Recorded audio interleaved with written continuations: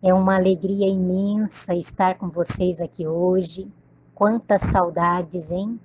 Saudade desta energia gostosa de cada um de vocês. Saudade da energia salutar do nosso Fabianinho. Como é bom fazer parte da família. Quero manifestar aqui a minha gratidão pelo cuidado e carinho que tenho recebido dos trabalhadores da casa. Quanta energia de amor. Gratidão, meus amigos. Agradecer a equipe espiritual do nosso Fabiano de Cristo. É bom demais receber esse afago, essa presença viva de amor. É tanto amor recebido que nos dá coragem, que nos fortalece e nos ajuda a libertarmos das nossas fragilidades íntimas. É tamanho o amor recebido, meus amigos, que nos incentiva a fazer algo também, a espalhar o amor. Por isso, resolvi passar aqui, bem rapidinho, por áudio mesmo, para tentar matar um pouquinho a nossa saudade e conversar com vocês. E o tema escolhido para a nossa conversa está contido no Evangelho segundo o Espiritismo, capítulo 18. Muitos chamados e poucos escolhidos. Item 10. Muito se pedirá àquele que muito recebeu. Já digo logo a vocês, é extraordinário o fragmento que estudaremos hoje. Mas antes, quero destacar a importância que a doutrina espírita possui em nossas vidas. Como ela nos esclarece e nos consola, nos toca, nos modifica e nos ajuda a caminhar e a evoluir moralmente. Então vamos para o nosso estudo. Se fôssemos resumir em uma palavra o item de hoje, destacaríamos a palavra responsabilidade. Responsabilidade consigo mesmo e com as leis divinas. Muito se pedirá àquele que muito recebeu. Muito além do castigo, a palavra do Cristo nos chama a atenção para as consequências de nossos atos. Muito se pedirá àquele que muito recebeu. Vejam a amorosidade do Pai. Vejam a amorosidade do nosso irmão amigo que nos disse: muito se pedirá. Percebam que Jesus não disse exigirá, disse pedirá. É um pedido, não é uma obrigação. O Mestre nos ensina nesta passagem que os bens concedidos pelo Pai são para serem gerenciados de acordo com a capacidade e as possibilidades de cada um, pois alguns recebem mais e outros menos. A bondade e a misericórdia divina é tão grande conosco que nos fornece em cada experiência reencarnatória as bênçãos necessárias ao reajuste espiritual de cada um. É perfeição divina em cada detalhe, não é mesmo? E quanto mais recebemos, maior é a responsabilidade que temos.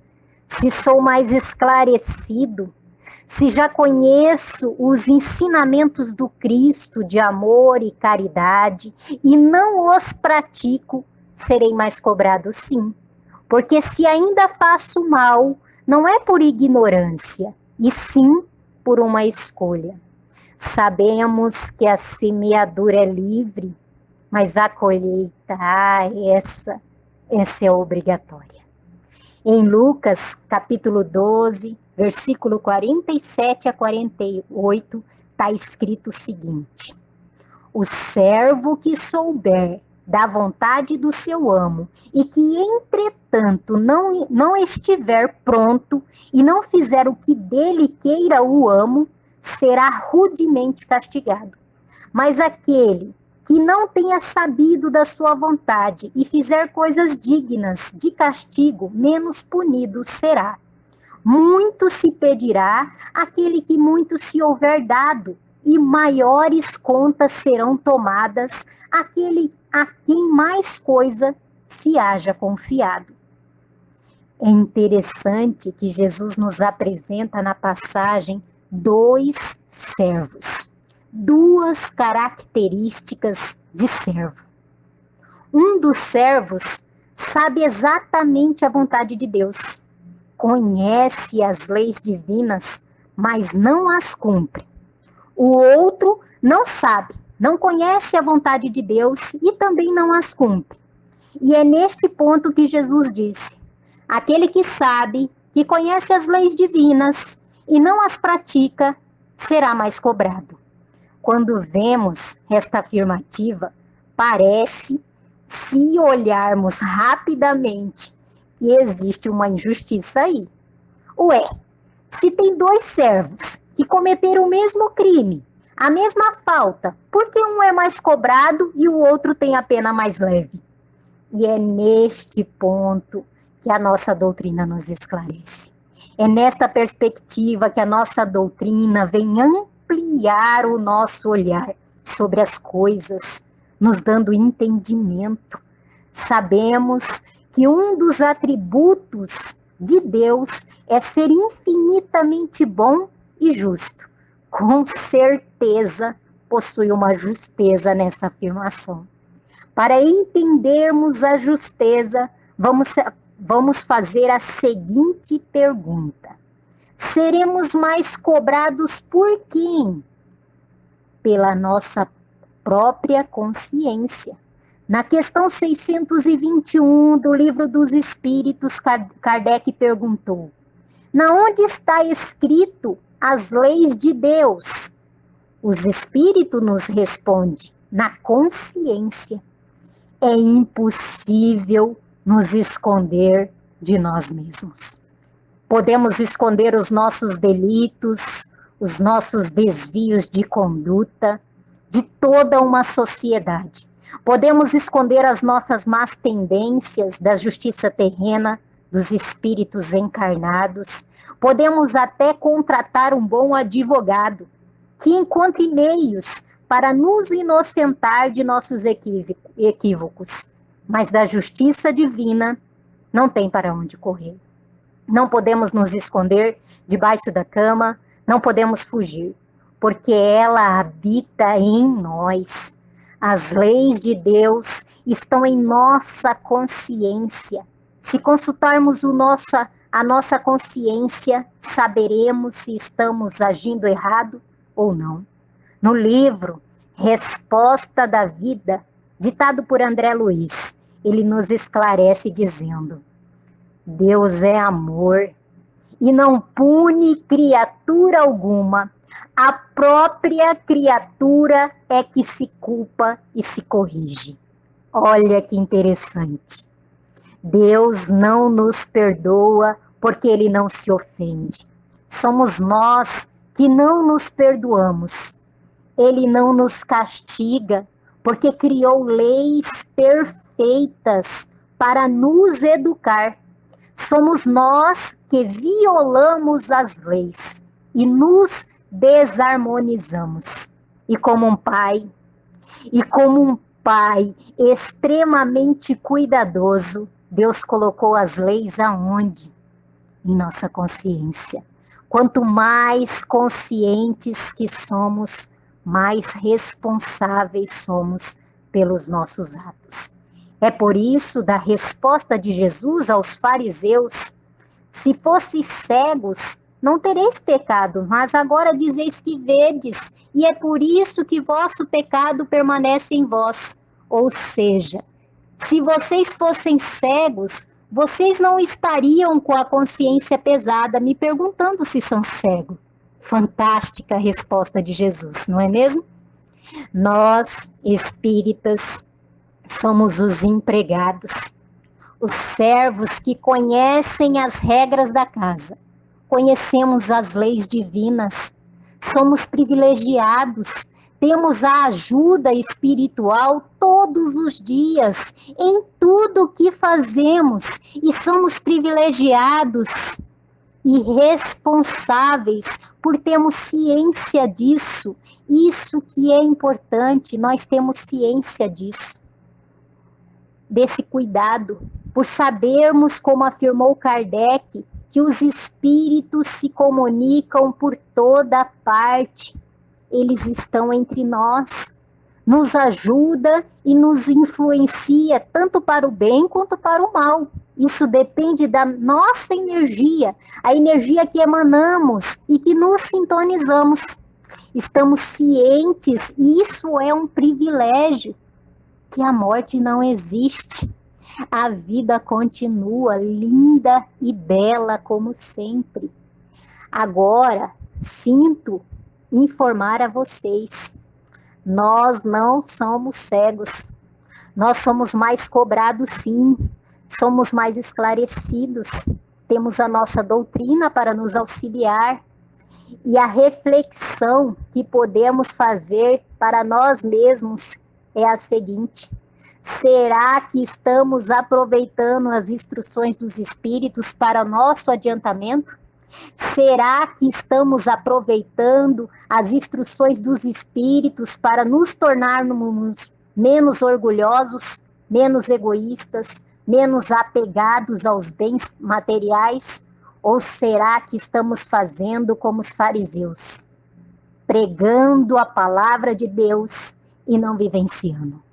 Vendo um argueiro, um cisco no olho do vizinho e não vendo a trave que está no nosso olho. E aos médiuns, e é perfeita a colocação de Kardec, quando nos deixa um alerta a nós, médiuns, que toda vez que não praticamos as instruções que a espiritualidade amiga gentilmente nos transmite, seja por sonhos, por intuições, recados, por palestras, por uma criança que aparece em nosso caminho, por uma leitura edificante, enfim, dentre tantos meios que a espiritualidade amiga encontra para comunicar conosco, para nos auxiliar. Toda vez que nós, médiuns, não praticamos essas instruções tão valorosas, é como se estivéssemos assinando a nossa própria condenação. Olha o tamanho da nossa responsabilidade. Uma responsabilidade dirigida a nós mesmos. Neste sentido, meus amigos, vale acrescentar, porque não podemos ficar assustados, né? Porque o Evangelho, o nosso Evangelho, é boa nova, é boa notícia.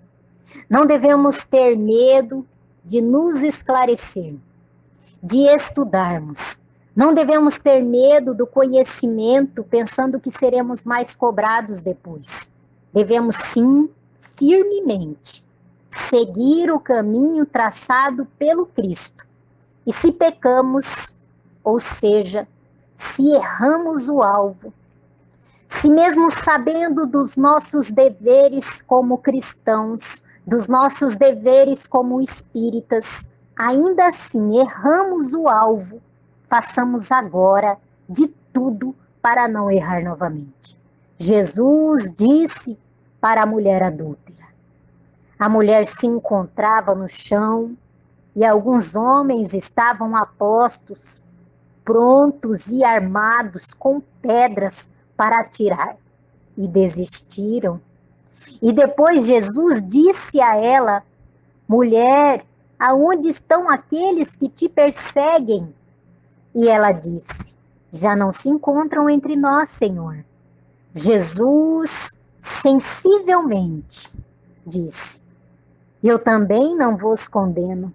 Vá e não peques mais.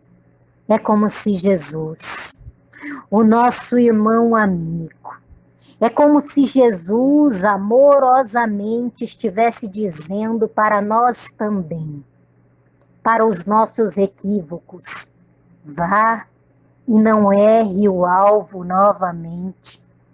Vá e faça diferente. Vá e se torne uma pessoa melhor, um espírito melhor. Se torne melhor, evolua para seu próprio bem. É bonito, né? É bonito este zelo. É lindo demais esse zelo, esse cuidado que Jesus tem conosco. É muito amor que nos toca. E toda vez que erramos, o alvo, toda vez que nos equivocamos, nós não atingimos só os outros.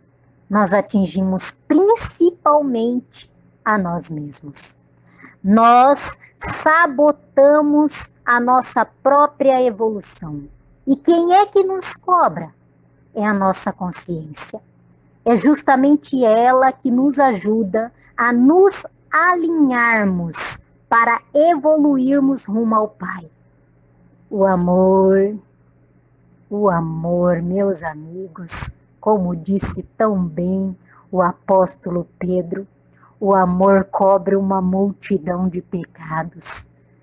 Já que o Espiritismo multiplicou o número de chamados, como destacou Kardec, seguimos e façamos a nossa parte, amando e servindo, todos os dias, constantemente. Assim, seremos dignos de sermos escolhidos. Gratidão a todos e até.